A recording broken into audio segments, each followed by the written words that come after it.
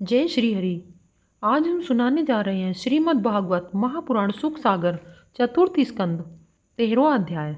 इस अध्याय में ध्रुव वंश के राजा अंग के चरित्र का वर्णन है। विदुर जी ने पूछा, हे विप्रवर, महाराज अंग तो बड़े ही शील स्वभाव वाले थे, फिर उनके यहाँ वेन जैसा दुष्ट पुत्र कैसे उत्पन्न हुआ? वेन ने ऐसा क्या पाप किया था जो उसे शाप का फल भोगना पड़ा? प्रजा का तो यह कर्तव्य होता है कि वह अपने राजा के पापों को छिपाने का कार्य करे, क्योंकि राजा अपने प्रभाव से 8 लोकपालों के तेज को धारण करने वाला होता है। आप तो सब कुछ जानते हैं। हे मुनीश्वर, कृपया वेन की करतूतों के बारे में मुझे बताइए। श्री मैत्रेय जी ने कहा, हे विदुर जी, एक बार उल्मुख पुत्र राजा अंग ने प्रचेता के रूप में अश्वमेघ यज्ञ का अनुष्ठान किया था। नारद जी ने इसी यज्ञ में श्री हरि विष्णु जी की स्तुति के श्लोक पढ़े थे। इस यज्ञ में वेदों के ज्ञाता ब्राह्मणों के कहने पर भी देवता लोग नहीं आए थे। तब यज्ञकर्ता ब्राह्मणों ने विस्मित होकर राजा अंग से कहा कि आहुतियों के रूप में जो घी यज्ञ कुंड में डाला जा रहा है उसे देवगण स्वीकार नहीं कर रहे हैं। हम जानते हैं कि आपकी हवन सामग्री दूषित नहीं है, वेद मंत्रों का उच्चारण भी दोषयुक्त नहीं है, फिर भी सभी कर्म शुद्धता के साथ किए जा रहे हैं, नियमों का पालन भी सटीक है, देवताओं का किंचित भी अपमान इस यज्ञ में नहीं किया जा रहा है, फिर भी देवता लोग अपना भाग क्यों नहीं ले रहे हैं? ब्राह्मणों की बात सुनकर यजमान प्रचेता अंग बहुत उदास हो गए। उन्होंने याचकों की अनुमति से मौन तोड़ते हुए उपस्थित सदस्यों से पूछा, हे सदस्यगण, देवता लोग आह्वान करने पर भी यज्ञ में क्यों नहीं आ रहे हैं? वे न तो सोम पात्र ग्रहण करते हैं और न अपना भाग्य ही ले रहे हैं। ऐसा उनसे क्या अपराध हो गया है? सदस्यों ने राजा अंग से कहा, हे राजन, इस जन्म में तो आपसे कोई भी अपराध नहीं हुआ है, किंतु पूर्व जन्म में आपसे एक अपराध अवश्य हुआ है, जिसके कारण सर्वगुण संपन्न होने पर भी आप पुत्रहीन हैं।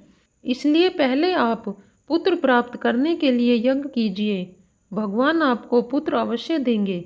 जब संतान की इच्छा से साक्षात यज्ञ पुरुष श्री हरि का आह्वान किया जाएगा, तब देवता लोग स्वयं ही अपना अपना यज्ञ भाग ग्रहण करेंगे। भक्त जिस वस्तु की कामना करता है, श्री हरि उसे वह पदार्थ अवश्य देते हैं। जो भक्त जिस प्रकार से श्री हरि विष्णु की आराधना करता है, उसे उसी की इच्छा के अनुसार फल प्राप्त होता है। हे विदुर जी, इस प्रकार राजा अंग ने पहले पुत्र प्राप्ति के लिए निश्चय किया।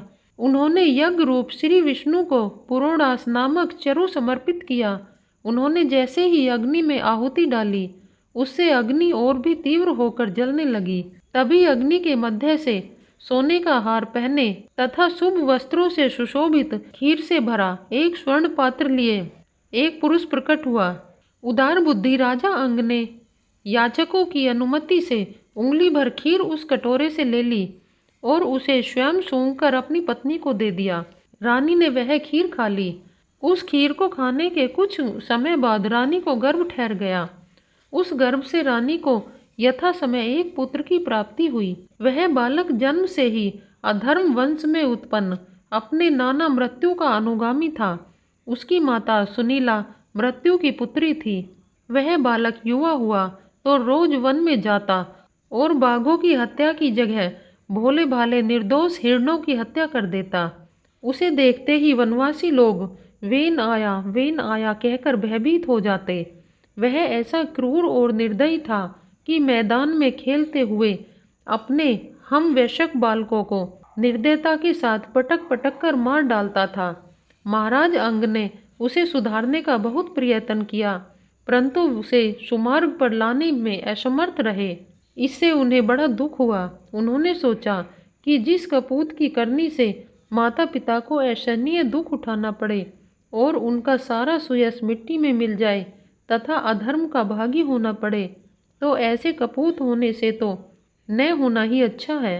ऐसा सोचते सोचते महाराज को रात में नींद नहीं आई। वे रात भर बेचैनी से करवटें बदलते रहे। गृहस्थी से उनका मन विरक्त हो गया। रात्रि के तीसरे प्रहर में उन्होंने चुपचाप राजमहल छोड़ दिया। और वन को चले गए। मंत्रियों ने उन्हें बहुत ढूंढा पर उनका कहीं पता नहीं चला। हारकर वे सभी नगर में लौट आए। सारी प्रजा दुख में पागल सी हो गई, परंतु वेन को अपने पिता के न मिल पाने की कोई चिंता ही नहीं थी। उल्टे वह तो अपने मन में प्रसन्न हो रहा था कि उसके पिता से उसका पीछा छूट गया। अब खुलकर वह राज का सुख भोग करेगा और उसके मन में जो आएगा। अपनी माता की भी उसे जरा सी चिंता नहीं थी। जब भृगु आदि मुनियों ने देखा कि महाराज अंग नहीं मिल रहे हैं, तब उन्होंने सुनीता की सहमति से मंत्रियों के सहमत न होने पर भी वेन को राजा बना दिया। वेन बड़ा कठोर शासक था। उसके भय से चोर डाकू जहां तहां छिपे। राज सिंहासन पर बैठकर वेन अत्यंत अहंकारी और बेलगाम हो गया था। अभिमानवश वह महापुरुषों और विद्वानों का अपमान कर दिया करता था। ऐश्वर्य और भोग विलास ने उसे अंधा कर दिया था। वह निरंकुश होकर शासन करता था। उसे किसी की परवाह नहीं थी। उसने अपने राज्य में ढिंढोरा पिटवाकर धर्म कर्म बंद करा दिए थे। दुष्ट वेन के ऐसे अत्याचारों को देखकर सारे ऋषि मुनि एकत्र हुए और परस्पर विचार विमर्श करने लगे। हमने प्रजा के मध्य फैली अराजकता को देखकर ही सुनीता की कोख से जन्मे इस दुष्ट वेन को राजा बनाया था, किंतु यह तो हमें ही परेशान कर रहा है। यह तो सांप को दूध पिलाने जैसी स्थिति हो गई है। प्रजा में भय फैल गया और सुख शांति नष्ट हो गई। हमने जानबूझकर ही वेन को राजा बनाया था। यदि समझाने पर भी यह नहीं समझता है तो हम अपने तेज से इसे भस्म कर देंगे। हे विदुर जी, ऐसा विचार करके मुनि लोग राजा वेन के पास गए और उसे समझाने लगे। हे राजन, हम चाहते हैं कि आपकी श्री आयु, बल और कीर्ति दिन दूनी रात चौगुनी उन्नति करे। जो मनुष्य मन, वाणी, शरीर और बुद्धि से धर्म का आचरण करता है, उसे स्वर्ग लोक का सुख प्राप्त होता है। यदि वह अपने लक्ष्य को निष्काम भक्ति से प्राप्त करने का प्रयास करता है, तब वह भक्ति उसे अनंत मोक्ष के पद पर पहुंचा देती है। अतः हे वीरवर, आपके कारण प्रजा के लिए कल्याणकारी धर्म का विनाश नहीं होना चाहिए। धर्म के नष्ट हो जाने से राजा का ऐश्वर्य भी नष्ट हो जाता है।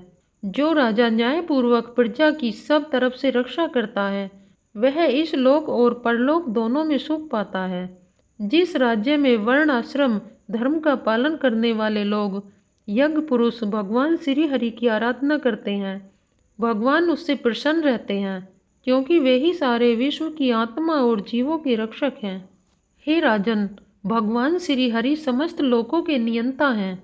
इसलिए आपके देशवासी आपकी उन्नति के लिए अनेक प्रकार के यज्ञों से भगवान की पूजा करते हैं। आपको भी उनके अनुकूल आचरण करना चाहिए। आपको यज्ञों तथा धर्म अनुष्ठानों को बंद करके देवताओं का तिरस्कार नहीं करना चाहिए। वेन ने उनसे कहा, तुम लोग बड़े मूर्ख हो। तुम अधर्म को ही धर्म मानते हो।